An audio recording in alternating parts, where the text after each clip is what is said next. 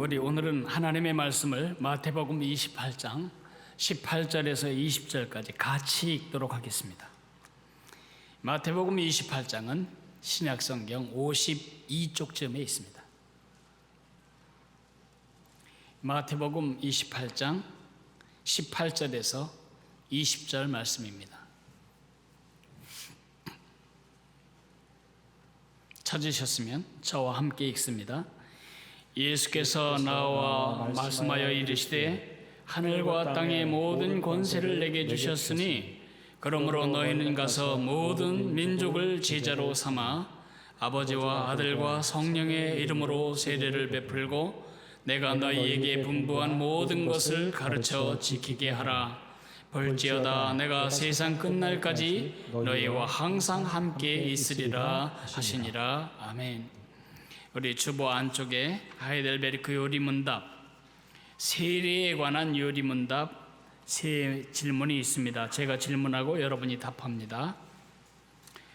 그리스도께서 십자가 위에서 이루신 단번의 제사가 당신에게 유익이 됨을 거룩한 세례는 어떻게 상기시키고 확신하게 합니까? 물로 씻어 몸에 더러운 것을 없애는 것처럼 그의 피와 성령으로 나의 영혼에 더러운 것 곧 나의 모든 죄가 씻겨집니다. 그리스도의 피와 성령으로 씻겨진다는 것은 무슨 뜻입니까?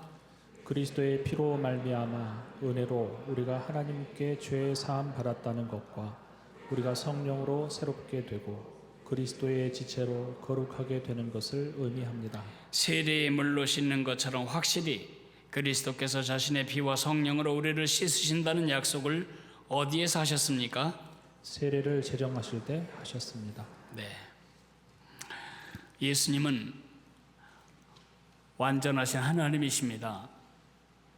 신약 성경에 나타나는 모든 기적은 그가 하나님이신 것을 드러내는 실물 교훈이었습니다. 그러나 예수님은 또한 완전한 인간이셨습니다.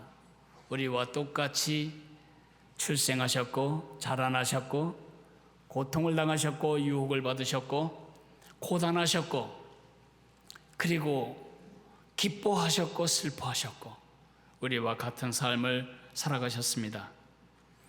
특별히 인간으로서 예수님은 아주 탁월한 선생님이었습니다. 예수님은 탁월한 교사로서 뭘 가르치시는지 그의 가르치심은 짧고 분명하고 강력하고 그리고 끝까지 기억되게 하는 힘이 있었습니다. 예수님의 직접 세우신 두 개의 성례가 바로 그 좋은 예라고 말할 수 있습니다. 예수님은 세례와 성찬을 행하라고 우리에게 말씀하셨습니다. 왜요? 교육적인 목적 때문에 무언가를 가르치시려고 하는 것입니다.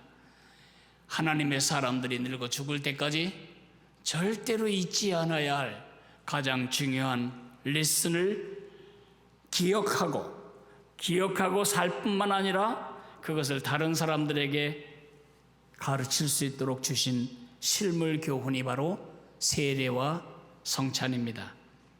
세례와 성찬은 양식은 다를지 모르지만은 같은 메시지를 우리에게 전해줍니다. 성경 전체를 요약하면 5개 단어로 요약할 수 있습니다. 예수, 우리, 죄, 예수, 피, 우리, 죄, 구원. 예수님의 피만이 우리를 죄에서 구원하신다. 어디서 시작해도 문장은 변하지 않습니다. 죄에서 구원하는 유일한 방법은 예수님의 피를 믿는 것뿐이다. 우리를 위하여 예수님이 피 흘려 죽으신 이유는 우리의 모든 불행의 원천인 죄에서 우리를 건져내시기 위해서다. 이 말은 굉장히 상징적인 말입니다. 예수님의 피, 그 예수님의 피는 2000년 전에 흘려졌고 그리고 갈보리 산 위에서 흘려졌는데 그 피를 여기다 담아가지고 왔습니까? 이 피는 상징적인 단어입니다. 여러분, 나 피 봤어. 그 말이 무슨 말이죠? 혈액을 보았다는 뜻이 아니고 나는 큰 손해를 보았어. 아니면 너 피 본다. 그러면 너 죽는다. 그런 생명에 관한 것입니다.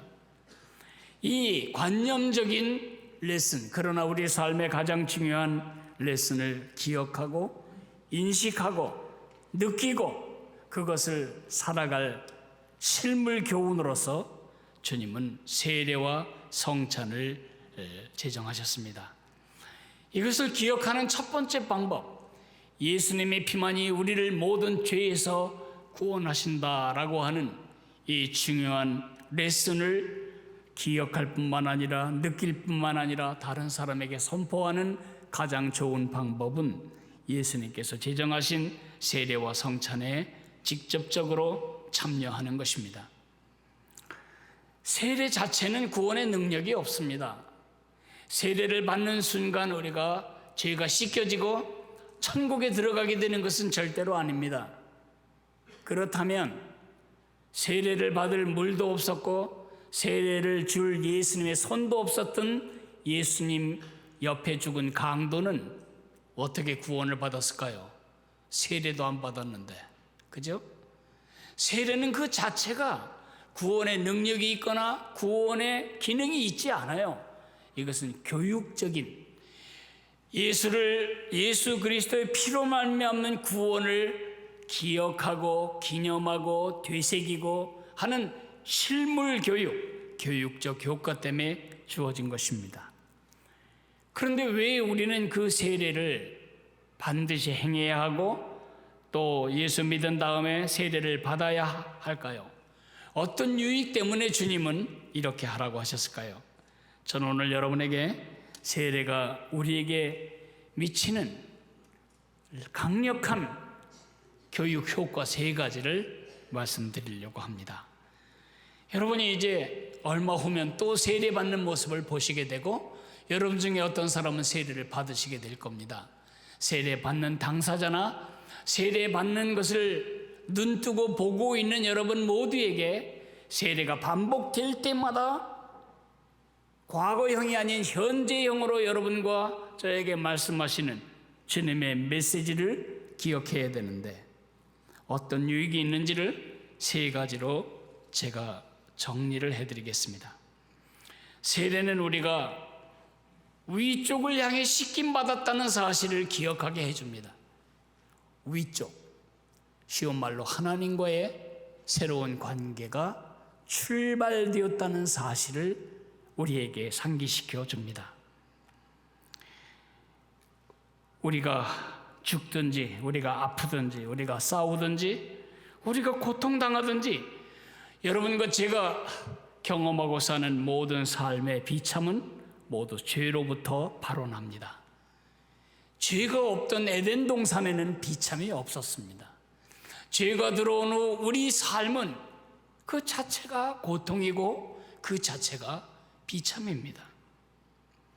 이렇게 죄로 말미암아 비참에 빠진 우리를 건지시기 위하여 하나님은 그 아들을 보내주셨고 그 아들 예수님은 십자가에서 피 흘려 죽으심으로써 우리가 갚아야 할 죄의 싹, 우리가 죽음으로 지불해야 할 죄의 대가를 대신 지불하신 것입니다. 그 예수님이 우리의 죄값을 대신 지불하심으로 관계 회복, 하나님과 우리 사이의 관계 정상화의 길을 열어주셨습니다. 이 복음을 내 것으로 받아들인 사람을 우리는 신자라고 말합니다. 예수님의 피가 우리를 모든 죄에서 건져주신다는 이 복음을 내 것으로 받아들인 사람, 그 사람은 구원을 얻게 되고 하나님의 백성이 됩니다. 하나님은 나의 하나님이 되고 나는 하나님의 자녀가 되는 출발이 시작되는 것입니다. 이 출발이 된 사람에게만 세례를 주는 것이지 세례를 주면 믿고 구원받는 것이 아니고 믿고 구원받았기 때문에 세례를 주는 것입니다. 세례 받는 자격이 무엇입니까? 누가 세례를 받을 수 있고 누가 세례 받을 자격 요건을 갖추게 됩니까? 예수 그리스도의 피만이 나를 나의 죄에서 구원하신다라는 약속을 믿는 사람에게만 세례는 베풀어지는 것입니다. 이것은 마치 결혼식과 같습니다. 결혼을 하면 사랑이 생기고 서로 좋아지고 그러는 것이 아닙니다. 서로 좋아지다가 서로 사랑하다가 결혼식 하는 것입니다. 내가 이 사람을 내 일생의 내 반려자로 삼겠다고 많은 사람 앞에 선언하는 관계의 출발이 결혼식입니다. 결혼식이 되기 전까지는 부부가 아닙니다. 결혼식을 하지 않고도 살림 살 수 있습니다. 방 얻어서 밥 해 먹고 잠도 자고 심지어 아기도 낳을 수 있습니다. 그러나 결혼식을 하지 않은 관계를 사람들은 부부라고 부르지 않습니다. 동거녀, 동거남이라고 부릅니다. 동거녀와 동거남 사이는 언제나 불안정합니다. 된탕 한번 싸워도 금방 끝날 수 있습니다. 넌 네 길 가고 난 내 길 갈 수 있습니다. 결혼식을 하고 나면 그렇지 않습니다. 결혼식은 배타적인 관계, 그리고 독점적인 관계가 출범되었다는 것을 많은 증인들 앞에서, 하나님 앞에서 선언하고 공포하는 행위입니다. 내 마음과 내 몸에 들어올 수 있는 유일한 여자는 당신 하나밖에 없습니다. 내 몸과 내 마음에 들어올 수 있는 남자는 이 세상의 절반 남자 중에 당신 하나밖에 없습니다. 이 배타적인 관계가 출범되었다는 사실을 선언하는 일이기 때문에 결혼식은 둘이 방 안에서 할 수 있는 게 아닙니다. 결혼식은 반드시 증인이 있어야 되는 것입니다. 그래서 우리는 결혼식을 많은 사람에게 알리는 것입니다. 많은 사람들이 부쉈돈 들고 와가지고 결혼식 비용 채워주라고 알리는 것이 아니고, 이 아이는 공식적인 관계의 출범을 시작합니다라는 것을 다른 사람에게 선언하는 것입니다. 그것을 해야 중매 서겠다고 여기저기 계속 전화 오지 않아요. 결혼식을 비밀리에 하는 법은 없는 것입니다. 세례식도 마찬가지입니다. 내가 예수님을 믿는다는 것 때문에 혼자 샤워기 틀어놓고 물 껴놓는다고 해서 세례식이 되는 것은 아닙니다. 세례식은 결혼식처럼 모든 성도들이 다 보는 그 현장에서 공동체의 증인 앞에서 해야 하는 것입니다. 새로운 관계가 출범되었다. 나는 이제 하나님의 백성이고 하나님은 내 하나님인 삶을 나는 살기로 결정한다. 그것을 선언하는 행위가 세례받는 행위입니다. 초대교회에는 좌석이 둘로 나누어져 있었습니다. 하도 핍박이 심하니까 세례받은 사람 자리가 따로 있고 세례 안 받은 사람 자리가 따로 있는 것입니다. 세례를 받았다는 것은 이마에 나는 하나님의 것이란 낙인을 찍는 것이고 나는 예수님의 소유라는 낙인을 찍는 것입니다. 그것 때문에 그들은 목숨을 내놓아야 했습니다. 세례를 안 받으면 피해갈 수가 있겠죠. 세례받은 사람 피할 수가 없습니다. 결혼한 신부와 신랑의 자리와 같은 것입니다. 또 하나 세례를 다른 비유로 하면 두부로 비유할 수 있습니다. 여러분 영화를 보시면 감옥서에서 출소하는 사람에게 두부를 갖다 먹이죠. 말이야 바른 말이지 두부가 영양가가 있는지 모르지만 간장 없이 먹는 거 지겹습니다. 맛도 없는 두부를 왜 먹일까요? 혹자는 이렇게 말하대요. 감옥에서 너무 영양이 결핍되어 있기 때문에 일단 조금 고단위의 영양분을 집어넣기 위해서 두부를 먹인다. 보신탕을 먹이지. 아니면 멀티비타민을 먹이지. 두부를 먹이는 이유는 저는 다른 두 가지 이유라고 생각합니다. 예전에는 콩값이 훨씬 싸고 쌀값이 비쌌기 때문에 감옥에서 콩밥을 먹였습니다. 그래서 너 콩밥 먹을래? 그 말은 너 감옥 갈래? 그런 뜻이었죠.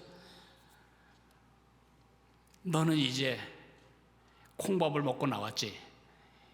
이제는 두부 같은 삶을 살아야 된다. 다시는 콩으로 돌아갈 수 없다. 두부를 콩으로 만드는 방법은 없습니다. 콩을 두부로 만드는 방법은 있죠. 또 흑두부를 먹이는 법은 없습니다. 꼭 흰두부를 먹입니다. 왜요? 이제부터는 과거의 지저분한 삶, 감옥에 가는 더러운 삶 청산하고 이제 깨끗하고 순결한 삶을 살아라. 그런 뜻에서 두부를 먹이는 것입니다. 세례도 그것입니다. 두부를 먹었기 때문에 출소되는 것이 아닙니다. 출소했기 때문에 이제 새로운 삶을 출범하라고 두부를 먹이는 것처럼 세례는 하나님과의 바른 관계로 말미암은 새로운 삶이, 새로운 관계가 출범되었다는 사실을 세례받는 당사자나 그걸 지켜보는 모든 공동체 사람들이 또다시 반복하여 확인하는 것입니다. 하나님은 내 아버지시지, 나는 하나님의 자녀고, 하나님과 나와의 관계가 취소될 수 없지. 그것을 세례를 받을 때, 그리고 그 받는 것을 볼 때마다 우리는 다시 한번 반복해서 우리에게 되새김으로써 우리의 믿음이 강화되는 것입니다. 그래서 세례와 성찬과 말씀은 우리의 믿음의 방편이라고 지난번에 제가 말씀을 드린 것입니다. 두 번째로, 세례는 유익합니다. 우리가 이 안쪽을 향해 씻음 받았음을 기억하게 하기 때문입니다. 쉬운 말로 하면 우리 내면의 죄가 씻김 받았다는 사실을 기억하게 합니다. 세례가 끝날기까지는 10분도 안 걸립니다. 세례에 쓰이는 물은 한 동이도 안 됩니다. 세례는 단순히 회원 입단 예식이 아닙니다. 세례는 우리의 내면의 더러운 죄가 씻김이 되었다는 것을 우리에게 끊임없이 상기시켜 줍니다. 사실 실물 교훈이라고 말할 때, 교육적으로 말하면 이 붉은 포도주로 씻는 것이 훨씬 더 실제적입니다. 제가 이 붉은 포도주를 여러분 머리 위에 부으면 어떻게 될까요? 이 붉은 포도주가 얼굴로 흘러내려서 피 본 것처럼 머리 어디가 깨져가지고 피가 뚝뚝뚝뚝 떨어지는 것처럼 느낄 테니 얼마나 실감나겠고, 끈적끈적한 이 당분이 꼭 예수님의 피처럼 끈적끈적거릴 테니 얼마나 실감이 가겠습니까? 침례교라면 그 침례탕 가득히 시뻘건 포도주를 집어넣어 놓고 거기다 사람을 집어넣다 빼면 머리끝부터 발끝까지 피가 뚝뚝 떨어질 테니 얼마나 예수님의 피가 나를 씻겨주시는구나, 그렇게 실감이 갈 텐데, 절대 세례는 포도주로 하지 않습니다. 꼭 맹물로 합니다. 숭늉으로 해도 안 되고 막걸리로 해도 안 됩니다. 왜 꼭 물로 해야 할까요? 물만이 씻기기 때문입니다. 포도주는 우리 손을 씻기지 못합니다.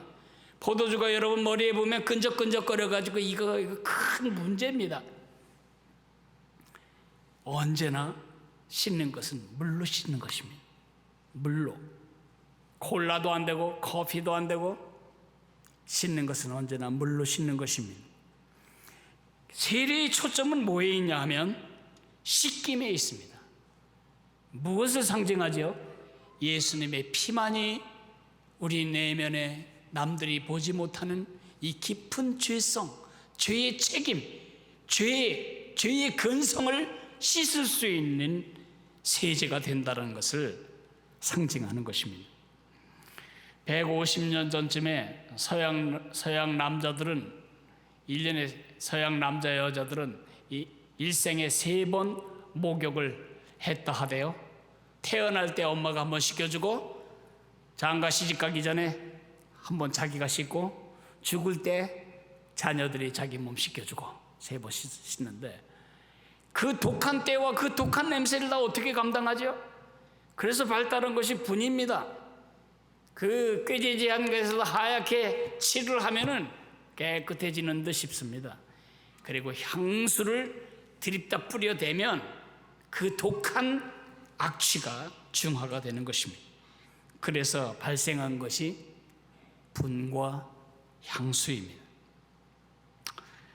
우리들의 겉에 있는 때는 분으로 바르고 더러운 냄새는 향수로 중화시킨다고 합시다. 우리 영혼에 깊이 쪄들어 있는 그 죄는 어떤 분이 가릴 수 있겠으며 어떠한 향수가 중화시킬 수 있겠습니까? 없습니다. 오직 예수님의 피만이 우리를 영혼의 더러움을 씻어줄 수가 있는 것입니다. 이 세례한다는 말은 염색한다는 같은 단어에서 나왔다고 합니다. 염색을 한번 볼까요? 저 염색통에 염색 물감이 있는데 여기에 붉은색 옷, 파란색 옷, 흰색 옷, 노란색 옷, 온갖 종류의 색깔이 다 있는 그 옷이나 천이나 실이 저 안에 들어갈 때에 저 안에 들어가는 순간 자기가 가지고 있던 고유한 색깔은 다 죽는 것입니다. 그리고 저 염색조에서 나올 때에 염색조 안에 들어있던 그 색깔로 다시 태어나는 것입니다. 세례받는다는 것은 예수님이 십자가에 죽으실 때 나는 같이 죽었고 예수님이 부활하실 때에 나는 하나님의 자녀로 다시 부활했다.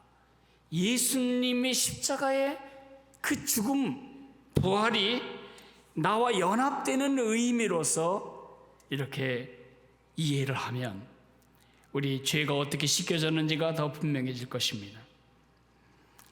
디도서 3장 5절 6절에 이렇게 말합니다. 우리가 구원을 받았는데 우리의 행한 바 의로운 행실로 말미암음이 아니요 오직 그의 긍휼하심을 따라 중생의 씻으심과 성령의 새롭게 하심으로 하였다고 말하고 있습니다.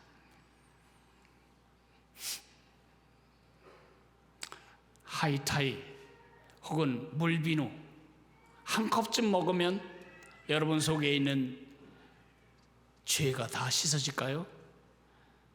죄 안 씻어집니다. 제가 어렸을 때 어른들이 한 미련한 짓을 지금 생각합니다.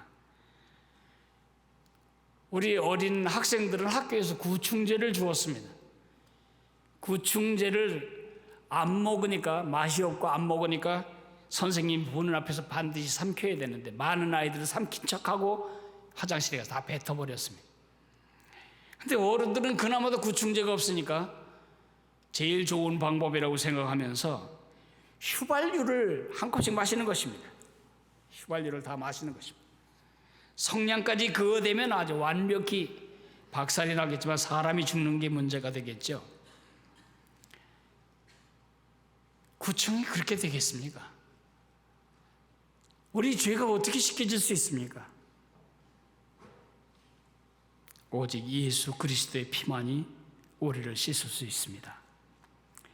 세례는 우리 죄가 예수님의 피로 씻김 받았음을 기억해야 합니다. 세례를 받을 때 그리고 세례 받는 모습을 바라보면서 우리는 이렇게 생각해야 합니다. 내 죄도 저렇게 씻김이 되었지. 나도 저렇게 씻김이 되었지. 주님은 우리를 바라보실 때 죄인으로 보지 않으십니다. 의인으로 보십니다. 의로운 삶을 살지 않았는데 왜 우리를 의인으로 보냐고요? 예수님의 피가 우리 죄를 씻겼기 때문에 우리를 보실 때 우리를 보기 전에 우리에게 부어진 예수님의 피를 먼저 보시기 때문에 우리를 의롭다고 행하시는 것입니다. 세 번째 얘기를 해야 됩니다. 세례는 앞쪽을 향해 씻음 받았음을 기억해야 합니다. 우리 세례를 받을 때 그것은 단순히 과거형 문제가 아니고 미래형의 문제이기도 합니다. 씻김에는 두 가지 차원이 있습니다. 우리의 죄의 모든 책임에서 씻김 받은 것입니다. 우리가 지은 죄의 모든 책임을 씻어주시는 예수 그리스도의 보혈의 씻김을 기억해야 합니다. 그러나 아직도 우리 속에는 우러나지 않은 도라지 아린 마처럼 우러나지 않은 수많은 죄의 오염이 있습니다. 우리의 지성과 감정과 의지 속에 죄의 악한 영향력이 완전히 제거된 것은 아닙니다. 우리가 이 땅을 떠날 때까지 우리는 그 죄의 오염에서 벗어나야 합니다.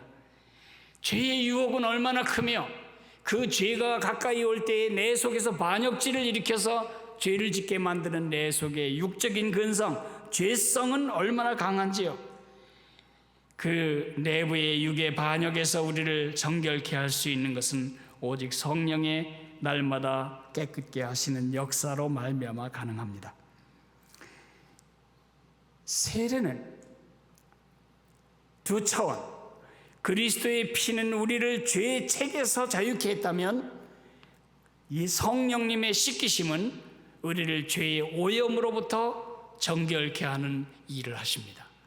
우리 안에서 날마다 죄에서는 멀어지고 예수님께는 가까이 가고 죄는 혐오하고 예수님은 사랑하도록 우리의 삶의 방향을 거룩한 방향, 성결한 방향으로 이끌어 가시는 성령의 역사를 우리는 성령의 씻기심이라고 부릅니다. 이것을 다른 말로는 성화라고도 부릅니다. 날마다 죄의 오염에서 우러나는 것. 도라지 맑은 물에 오래 담궈놔야 아린 맛이 벗어나서 먹을 수가 있게 되는 것처럼 죽을 때까지 우러나야 됩니다. 그 우러나는 과정이 바로 성화인데 그 일을 이루시는 주체가 성령님이십니다. 그 성령님의 성화의 역사를 우리는 성령의 씻기심이라고 부릅니다. 착각하지 않아야 합니다. 세례는 천당 가는 티켓이 아닙니다. 세례 받은 사람은 무슨 짓을 해도 괜찮은 거 아닙니다. 세례 받은 사람은 절대로 지옥 안 간다. 그러한 천당 가는 티켓이 아닙니다. 제가 해외 여행을 갈 때마다 느끼는 것, 사람들이 비행기표, 보딩 패스까지 비행기 타는 탑승권까지를 손에 쥐면 그 다음에는 면세점 가서 살 것도 없는데 두리번거리고 면세점을 퍼레이드를 합니다.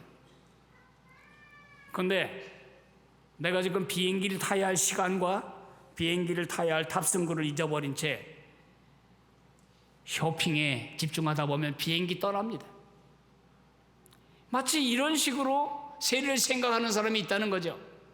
세례는 과거형이 아니고 현재형입니다. 현재의 기억하라는 것입니다. 뭐를? 나는 하나님과 바른 관계가 출범이 된 사람이고 예수님은 내 죄를 씻어주셨다는 것과 성령님이 나를 지금 죄에서는 멀어지고 하나님께로 가까이 가는 작업을 내 안에서 하고 계시다. 세례는 표라고 말했습니다. 사인입니다. 우리가 갈 방향이 이쪽이다 라고 말해주는 것이 세례입니다. 그게 뭘까요? 죄는 등지고 십자가는 앞에 바라보고 죄에선 떠나고 예수님께는 가까이 가고 죄는 혐오하고 예수님은 사랑하는 그런 삶의 방향으로 삶의 방향을 확인해가는 것입니다. 세례 받는 사람이나 세례 받는 것을 보는 사람이나 나도 죄는 미워하고 주님은 가까이 해야지. 이런 리마인딩하는 되새기는 기억해 하시는 레슨, 실물 교훈이 바로 세례입니다. 제가 숙제를 내드리겠습니다. 이번 주에 손을 씻을 때마다 두 가지를 기억하십시오. 예수님이 나의 죄를 씻어주셨지. 그리고 나는 깨끗한 삶의 방향을 추구할 거다. 나는 날마다 더 깨끗한 삶을 추구하겠다. 여러분의 정체성을 기억하고 여러분의 결심을 새롭게 하는 그런 일이 손을 씻을 때마다 반복해서 되뇌어지시기를 바랍니다. 그것이 세례의 진정한 의미이기 때문입니다. 이제 성찬식을 거행할 텐데 오늘 성찬의 컨셉은 씻겨주심, 예수님의 피가 우리를 씻겨주심, 죄에서 우리를 깨끗게 하시는 성령의 은혜가 오늘 우리의 성찬식의 개념입니다. 이제 앞에 띄어지는 성찬 고백문을 여러분의 기도로 삼아 기도하시면서 성찬을 받으시기 바랍니다. 성찬